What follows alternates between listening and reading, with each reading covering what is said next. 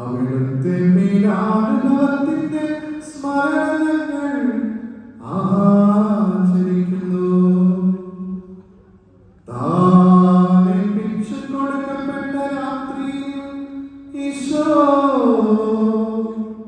നിർമ്മലമായ തൃക്കരങ്ങളിൽ അപ്പമെടുത്ത് സ്വർഗ്ഗത്തിലേക്ക് ആരാധ്യനായ പിതാവേ, അങ്ങയുടെ പക്കലേക്ക് കണ്ണുകൾ ഉയർത്തി വാഴ്ത്തി വിഭജിച്ച്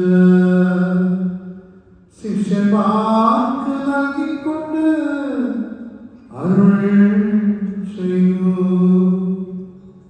ഇത് പാപമോചനത്തിനായി നിങ്ങൾക്ക് വേണ്ടി വിഭജിക്കപ്പെടുന്ന എന്റെ ശരീരമാകുന്നു.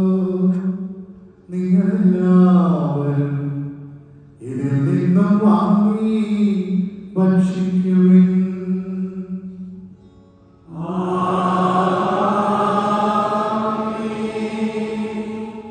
അപ്രകാരം തന്നെ കസായമെടുത്ത് കൃതജ്ഞതാ സ്തോത്രം ചെയ്ത്